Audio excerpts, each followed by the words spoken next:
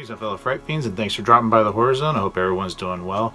Today's video is going to be doing a video that I hadn't really planned on doing. It wasn't one of the announcements that I made in my first video of 2020. But I started noticing that a lot of YouTubers and podcasts that I listen to, like Forever Midnight, they were doing like a top 20 of horror films of the 21st century. So talking about horror films that have come out from the year 2000 all the way through 2019. And I thought, you know, that'd be kind of fun to do one myself. And I put it out there on Instagram and Facebook and asked people, I mean, would they be interested in hearing my picks for the best horror films that have come out in the last 2 decades. And a friend of mine, my friend Ben Salas, who, another Ben, but he's somebody that I worked with when I worked in the city, when I worked for StubHub, a great guy, and he said, why don't you do a top 13? So Friday the 13th, little hint there. So I said, that's a really good idea. So it was very tough because there's been a lot of great horror films that have come out, but I have my list here. And you know, it took me a while to get it all nailed down. I actually recorded this video earlier and then I scrapped it and redid it because I wasn't happy with it. But since I'm only doing 13, I thought I would do some honorable mentions before I get to my list. Now, these are just some movies real quick. I'm not going to go into great details. There are some of the best horror films that have come out since 2000. Number 1, Grindhouse, the Tarantino, Robert Rodriguez. I remember when that came out in 2007, it was a bomb. It didn't do well, but it was so really well done, and I think it's become a bigger hit over time. But you had 2 films, Planet Terror and Death Proof, and then you also had these directors like Eli Roth, Rob Zombie. There was a couple other ones. They made these fake trailers. You had like the Machete trailer and Thanksgiving, and it all was released as this one big thing. The length of it kind of strained it at the box office, but it's such a fantastic thing to watch. Grindhouse is one. Another one is The Descent. I think that's such a fantastic, claustrophobic, terrifying horror film. Another one is Hereditary that just came out a couple years ago. Midsommar is another one that I absolutely loved. I just recently watched The Lighthouse, which blew me away. I actually liked it more than The Witch. And The Strangers Pray at Night, Scream 4, and the Conjuring films. There's been some great horror films that have come out. Summer of '84, which is another really underrated horror film that has come out. So again, just a bunch of ones that I really wish could have made my top 13, but there was just so much out there. It was really tough, but I was able to condense it. With one exception, there is one that's 2 together, but I consider them one story. So that's my one little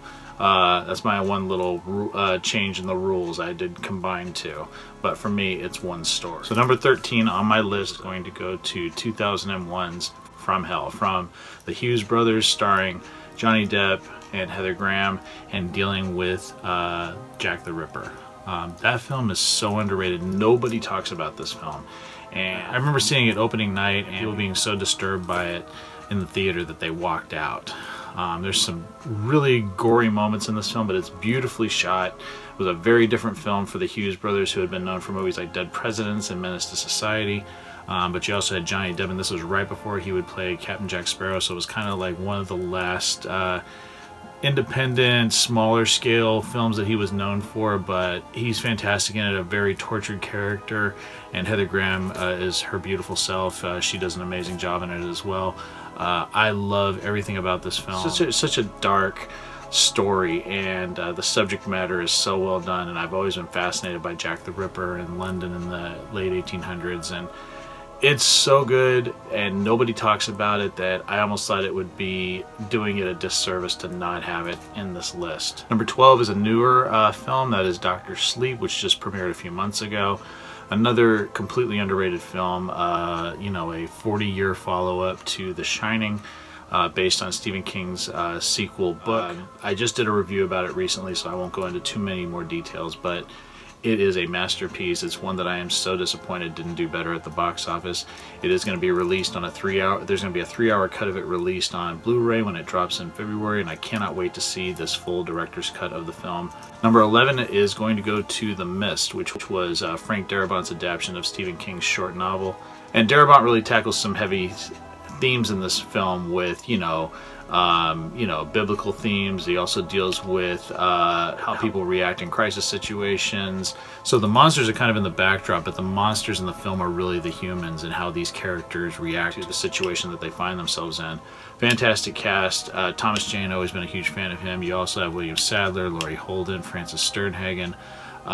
Cannot say enough great things about this film. Darabon's a genius, and it's another film that didn't really do well. I think it's very heavy-handed. It's got a really depressing ending, but it all works beautifully for me, and it's still one of the most disturbing Stephen King adaptations I've ever seen, and one that I think is just so amazingly done. Number 10 is the one where I said I combined two films, and that is going to be the brand new adaptations of It. So you have It and It Chapter 2, both films done by Andy Muschietti. I cannot say enough great things about these, and again, I've done reviews of both films, but rewatching It Chapter 2 and then watching both films together, it is one story, and it's one cohesive story for me. Everything about it is beautifully done. The music, the casting, the way that the story unfolds, all of the child actors and the adult actors go hand in hand. I think they were beautifully cast. Skarsgård as Pennywise is iconic. Despite the fact that I didn't think they needed to remake it because I didn't know how they could improve upon what it was, I was completely proven wrong, and these adaptations are just masterpieces in my opinion, and I think everybody that was involved in it should be commended for how great the final products turned out. Number 9 for me is going to go to Adam Green's Digging Up the Marrow. This was a very special, cinema experience because I got to see it when Adam Green was touring the film around. One of the first stops that he made on the tour was in Berkeley, California, which is really close to where I live. I love the film because it deals with imagination, it deals with thinking, it deals with a concept of monsters being in society, but they live kind of underground, kind of are in society, but they're not seen. And it deals with Adam Green playing a version of himself and this guy named Decker sort of bringing him into this world and trying to prove to him that monsters are real. It's really well done. It's done like a mockumentary, and but it's so interesting, and it allows you to use your imagination. It really brought me back to my childhood when I would believe that monsters lived in the hills behind my grandparents' house. If you haven't seen it, I definitely recommend checking it out. It's just fantastic. Number 8 on my list is going to go to the most recent Halloween 2018, the film I did a review on when it debuted. I think Halloween 2018 really brought me back to the look and feel of those original Halloween films. I really love James Jude Courtney as Michael Myers. I think he's terrific. He's probably my favorite after Dick Warlock. Jamie Lee Curtis kicks so much ass in this film, and the final confrontation between her and Michael is just so amazing. I love the last 25 minutes of the film, but the setup is really well done as well. I think all the cast members did a great job. I cannot wait to see the next 2 installments in this little franchise, Halloween Kills and Halloween Ends. Number 7 for me is going to go to Scott Derrickson's Sinister, a movie that absolutely terrifies me. The whole story about Bagul and just how he these 8mm film reels that Ethan Hawke as a crime writer stumbles upon while he's writing this book about this disappearance of this little girl and the murder of her family. I think the way that the film is shot, the music that's used, everything in this film is dread. It's just so terrifying, and there's no real comedy in it. It's just got this feeling of dread and fear, and I think the character of Bagul is terrifying. I just think it's so well executed and such a kick in the gut ending. It's easily one of the best and scariest films of the last 20 years. Number 6 is going to go to James Wan's Dead Silence, which is my favorite film by James Wan. I think I like the whole mythos of Mary Shaw and her puppets, and the whole Raven's Fair town, and the fact that there's this legend about that she was kidnapping kids and making these puppets out of them. I mean, it's really, really creepy, and I love the look of the film. It's got a very gothic kind of Hammer style look to it. It's a film that I continue to love even more each time I watch it, and it's got a terrific haunting quality about it, and I love the cast, and I love the execution. Fantastic film. Number 5 for me is Secret Window, and this is another Stephen King adaptation. It's one I just recently did a retrospective on, revisiting it after a number of years from initially reviewing it. I've loved this film for nearly 16 years when it debuted in March of 2004. Huge fan of Johnny Depp. He does a terrific job as Mort Rainey, this tortured writer who's dealing with a divorce from his wife who was having an affair on him. He's kind of isolated himself in this cabin. Then he starts getting tormented by this man named John Shooter who accuses him of plagiarism. I just love the whole dynamic of the film. It's a one-man show because Johnny Depp is kind of by himself. There's a lot of inner monologues and him talking to himself, but you really feel the torment that this guy's going for, and they paint a really sympathetic picture of this man. And then as the film sort of leads to its conclusion, you realize that you have been empathizing with a murderer the entire time. Absolutely fantastic film. Number 4 for me is going to go to Mike Dougherty's Trick or Treat, which is a staple in my life. It has been since the first time I watched it. I love the feel of the film. I love the interconnecting stories. You have Sam, the spirit of Halloween, like Michael Myers, like Jack Skellington for me. Sam is the face of Halloween for me, and I'm so glad that this film has grown in popularity over the last 11 years, and I so hope we get a sequel one day. But yeah, it's a fantastic film, absolutely amazing. Trick or Treat is just a masterpiece. Number 3 for me is going to go to Jeepers Creepers. I love all 3 films in the franchise, but that first film, I still remember what an impact it had on me. Seeing it opening night, my wife who and I were dating at the time, we went opening night, sit in the front row because the film was sold out, and that opening 20 minutes establishes this film beautifully.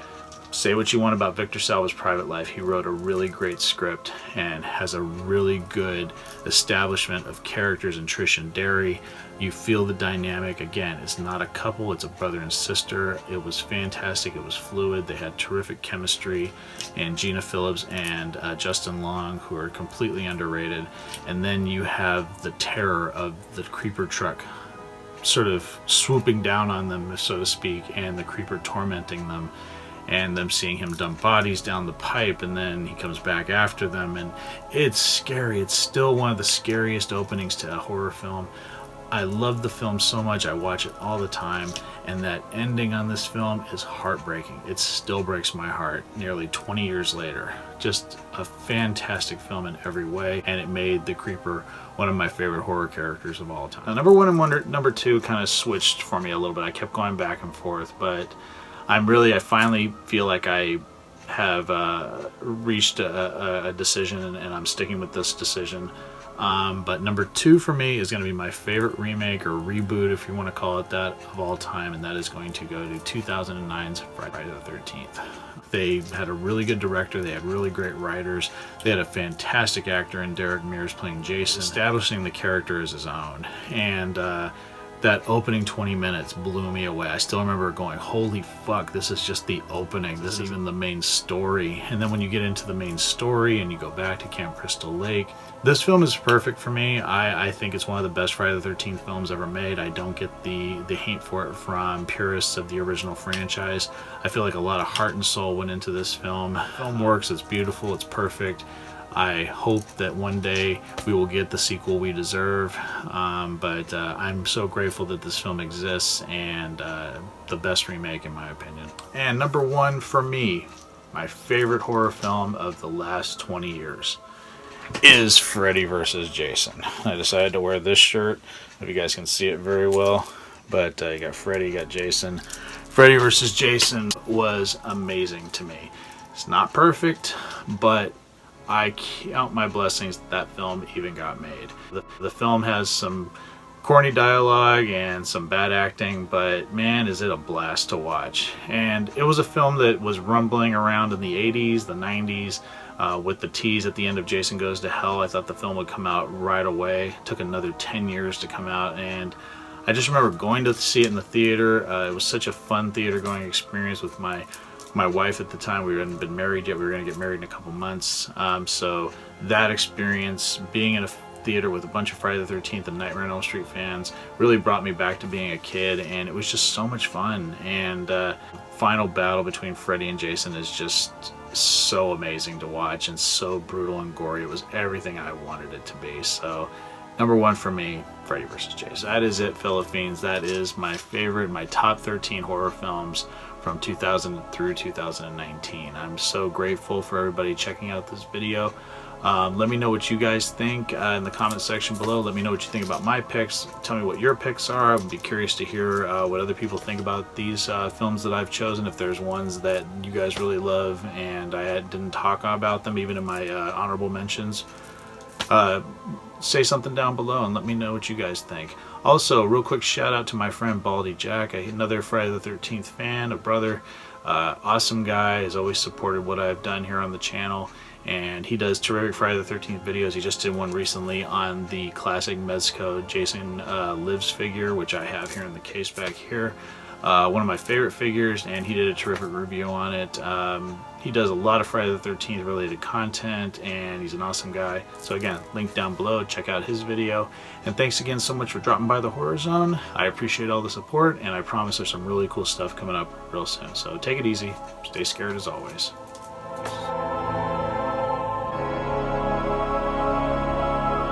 Thank everyone for taking this time to drop by the Horror Zone. It really means a lot to me that people are supporting what I do here.